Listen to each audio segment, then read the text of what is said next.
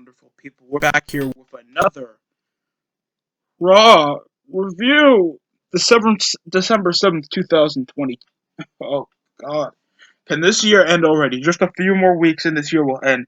I don't even give a damn about Christmas, to be honest. I just want this year to end. All of it. We're moving to a baseball stadium. We get to see that thing that is Rollins and Becky Lynch's child. And I only say thing because Becky's a ginger. That doesn't count as human. And of course, we had Raw. And the biggest thing is Randy Orton doesn't want to face off against the Fiend tonight.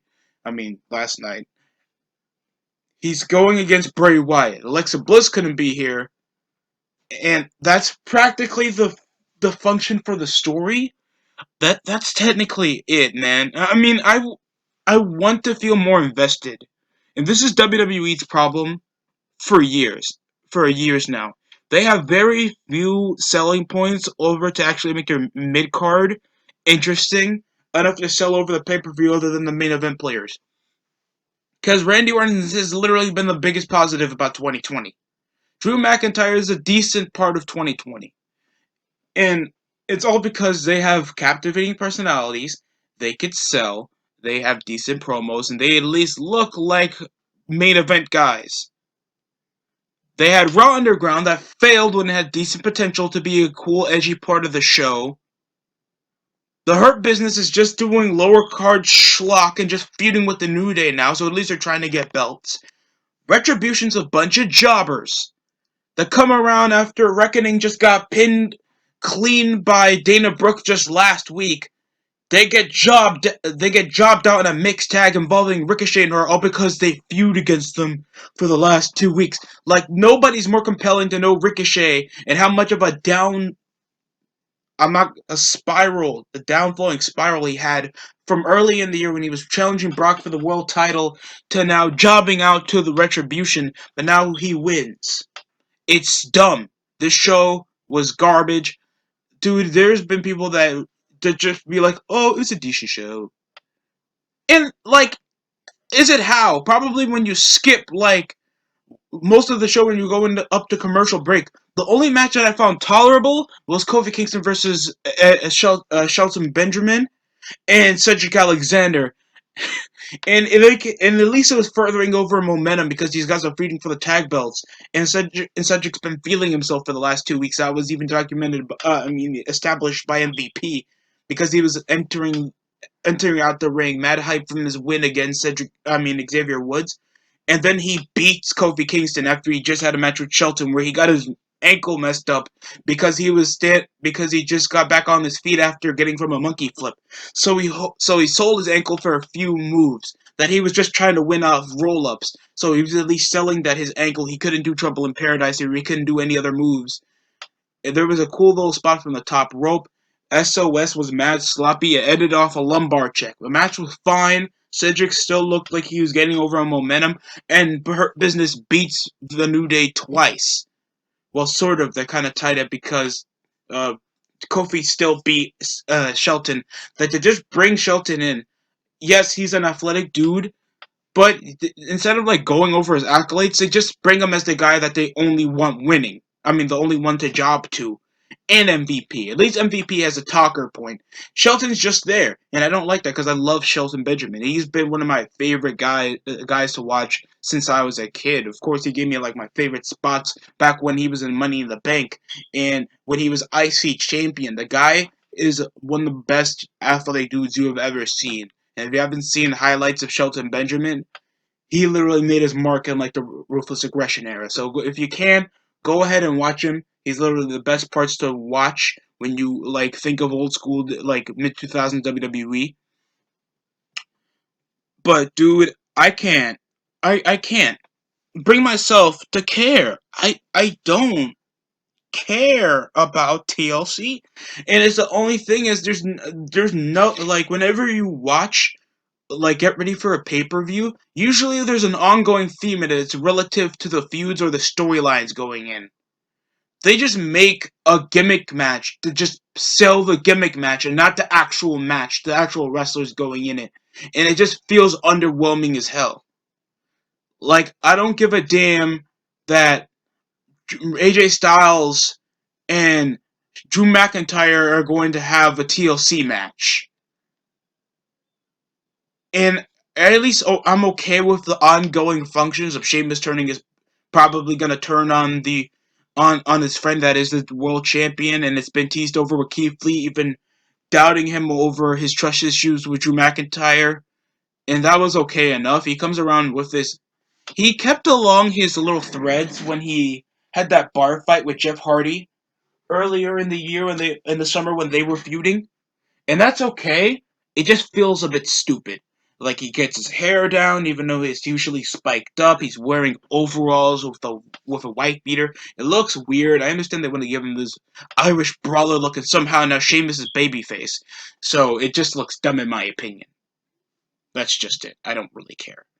It's at least decent enough that they're trying to at least make Sheamus like a major player, even though we barely even know in real life if these guys are real friends. But that's besides the point, dude.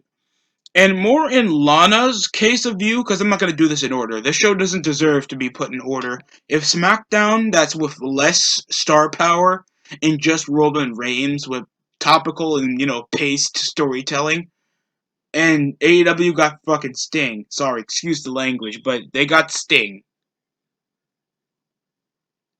With like a million views, and sure, WWE can get a million views of a goddamn Miz segment, but that's like one of the more cornerstones of what can make AEW potentially decent to watch. I don't even care if it goes super mainstream. I just want it to actually look like a competent little, you know, something instead of WWE I could watch. Why the hell are they trying to make like Lana's like getting called up from NXT? And I understand it's her thing because she's been getting attacked by Nia Jax and Shayna Baszler for the last month. But it just makes her feel like she's getting bullied, making her feel like she's a goddamn noob wrestling, or whatever in the hell they're trying to make her do. And it's like, I can beat Nia Jax. I can beat Nia Jax. It looks super dumb. Shayna Baszler and Asuka had a match. And now because they beat them twice, they get a title shot for the tag belts on the pay-per-view. Ugh. Now I care about the Carmella and Sasha Banks match because I don't really like Carmella, but I don't mind Sasha Banks. So I can at least watch that and feel a bit tolerable because at least there's some sort of feud going around there, and they're trying to make it personal. They're just having just a jobber feud with the women's champion involved in it. And Lacey Evans and Peyton Royce are doing nothing. And I guess Mandy Rose is still selling over an injury that she suffered by Nia Jax before Survivor Series. So I can't see Mandy Rose. I have to see every time Lana's trying to make herself look uglier. I have to see the two ugliest bitches getting the most screen time out of, Lacey Evans, Peyton Royce, and Mandy Rose. On Reckoning is jobbing to Dana Brooke. I'm so impressed. To like kill this damn brand split, dude. I want to feel actually enticed when I watch a weekly episode of Raw, and it feels like they do nothing. I don't think they even did like the 24/7 crap because the 24/7 titles only carried off R-Truth and his entertaining skits. And yes, there's a brink of like R-Truth either being corny, being a bit dumb, but at least he sells over it and he can be super entertaining. And how you guys can and how like WWE doesn't even do this to like push over like guys like Eric, Riddick Moss that I didn't even know that I have no reason why he's into the main roster. I mean, he's a good build, but other than that, he's just a generic dumb CrossFit jobber piece of garbage that has no charisma, and that's about it. Like this show literally has issues. There was an issued handicap match even on Miz TV where that was trash too. Miz TV has been garbage. At least when they were on SmackDown, they did the skits. Those are literally what the dirt sheet are done for because they can do their anime ass humor in such a sense that it looks entertaining. Somehow they just skip over it and they try to do improv BS that looks unfunny. The Miz sucks. John Morrison tries to be forcefully funny, even though we just know him as this athletic, abolitionist, long-haired hippie dude that has that dates women with sort of a man face, but a good figure. Uh, oh God. We also had Matt Riddle, and it's like they want to bring up that Matt Riddle's getting punished for the stuff he does back. He's still having sizable TV time. He's having these segments like to try to build over him as this like doped up, this hyped dude, this like high dude, and he's going over business ideas with the Hurt Business. And he came around interrupting Ricochet and Dana Brooke with their generic ass promo. And at least he was trying to be somewhat entertaining with the bro nuts, the broetry emotion. I thought that was a bit funny, to be honest. I thought that was a bit funny. At least they're trying to get him at least one character. I don't know what the hell Dana Brooke and Ricochet are. And Dana Brooke was already in a decent tag team with Mandy until she got injured, I guess. And it's like we want to go over strategy out of guys that we've beaten under 5 minutes, and not that it's successful. I don't understand why they have to do that backstage, but they just want to give them something to do. I guess even though Ricochet sucks ass. I apologize if that sounds rude. All because you're popular in the indies doesn't mean crap if you can't do well in the WWE. That's just life. Deal with it. And bro, it's just damn, man. Damn. We also had Jeff Hardy versus Bobby Lashley 1-on-1. The match was going alright, decent. He's been fighting over getting the full Nelson. Decent poetry and motion. Then, of course, Whisper to win for a 2 count. A twist of fate countered into. Yeah, I think he kicked out of the twist of fate. It was just roll up after roll up until he hit the full Nelson off distractions off MVP. Matt Riddle came to assist, but still the full Nelson was applied. The match was fine. Basic enough, and it looks like they're going to tease it. And if you have two, high dudes in the tag team, I would actually like that. And it gets Matt Riddle more TV time. And he's not that decent in the ring. And at least they're having a character for him. At least for Matt Riddle, I don't mind Matt Riddle. I don't know why people always want to hate over the dude, but at least the guy seems to want to build up a character. And he's not that decent over the ring. And I think the Smarks like him anyway. So I don't think that matters. And Jeff Hardy's just getting in these singles feuds where it looks like they're barely even selling over the factor of, just being Jeff Hardy, and at least they'll have a tag team division. Because all it is just a New Day, Retribution, the Hurt Business, and that's about it. There's no depth. And it just brings no prestige to already some crappy generic molds of, like, the penny belts that they still want to make a brand split for to at least bring low a lack of identity to shows that are supposed to be different, even though they have the same belts, they have the same world title, the IC title looks uglier than the US title. The two tag belts look the same. The two women's belts just look like the WWE title, and the 24/7 title and the women's tag team titles cross brand remotely to different belts. I mean, to different shows anyway, so there's no identity in both of them. So I don't even want to get started. It's really agitating. We also had the Rabbling Rabbit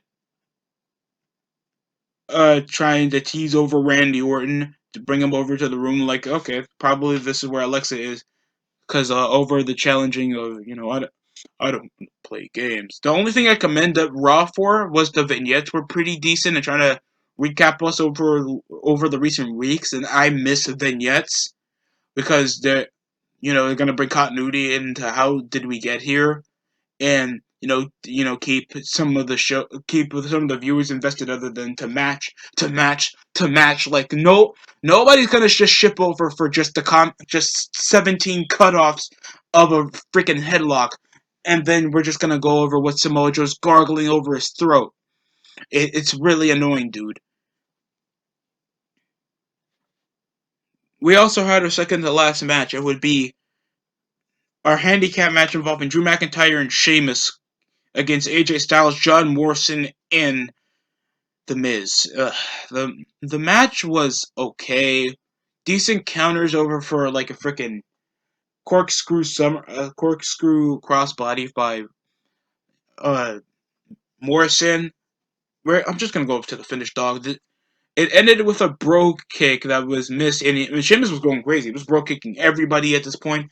a belly to belly suplex of McIntyre, cool power moves, and a bro kick that he was trying to hit Morrison with. He hits McIntyre. So it ends with AJ Styles picking up the dub over the distraction.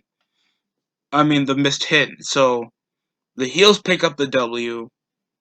Styles has one more week to pick up momentum for his title match against McIntyre. We had a backstage segment where they just beat up Paul White that was beaten up by Nia Jax earlier up in the show, even though that was the same month that she, ruined Kairi Sane's career. And I made a top 10 sucks, and you can look at that, because, what I'm saying is right. And they keep trying to push this chick to win belts, and I don't know why, because she has no talent. She said, so you're going to make her face look like her boob. It's like, what the hell? What kind of promo is that? And overall, like, you're trying to make her intimidating and all this crap. Is like, you're intimidating when you actually wrestle. No, not because you have an intimidating style, because nobody wants to work with you. That 3 minute, like, you eat the 3 minute warning, face ass. Don't ever wrestle. I swear to God. And, yeah, they were cutting off and looking like, I'm ready for a fight, because if he fights me, I'm fighting him. And then they just cut off the commercial when they went face off, and then they just beat up Paul White.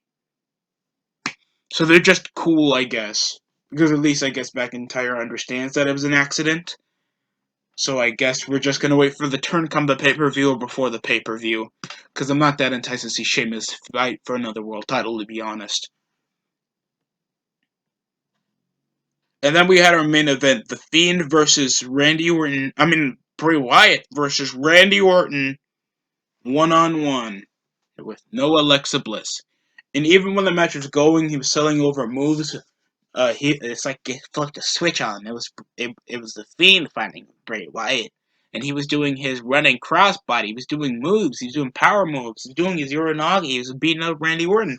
The lights were going on when Orton was doing the elevated DDT, and then as soon as he thought all the lights were coming off, he tried the RKO. He pinned the Fiend instead of Bray Wyatt, and then he choked him off. So the match, I guess, ended in a no contest. I'm trying to say so. That's all I can pick up out of all the rest of the match. Because I don't think Orton won, and it just looks like underwhelming as all hell. That's all I could say. Other than that, the show was like mediocre. It has like no rewatchability factor, and that's what really pales into comparison when I tell you like most of the matches that I rewatch, or at least stuff from like the mid 2000s. And sure, I'm like putting WWE under the bus because their show is trash, and I'd rather watch like Hornswoggle segments than actual like Cedric Alexander versus Kofi Kingston. And that sounds harsh, but I'm coming from a place that if I go to like an actual experienced wrestler that's been probably wrestling for over 10 years or some crap, they'd probably say the same thing because there's no rewatchability factor. Because if I go back and try to review something that I probably missed from last year, I may just forget because it's 3 hours of nothing. But yeah, Raw was pretty mediocre as hell. If you guys think differently, please comment down in the comment section below. I'd love to hear what you have to say. Of course, there's the big hype factor this afternoon on Impact Wrestling because Kenny Omega will be there with Don Callis for some drama. And I do have positives about Impact. Some of them are like finally getting rid of the Rascals, their lack of star power, their lack of a main event scene, even though they have James Storm back. I don't know why they don't give him the World Championship, but Rich Swann still have it until like Final Resolution, I guess. Eric Young doing decent. I like the women's division, especially Kiera Hogan. But other than that, yeah, I feel like they're trying too hard to be an indie-rific lower YouTube set than an actual television show. And sometimes they can do that because I like their cinematography, but they have issues. But other than that, I guess I'll have interest enough to watch because an AEW World Champion's coming to the show. But other than that, that's all that I can say about the Raw review. Thanks for watching. That's it for me.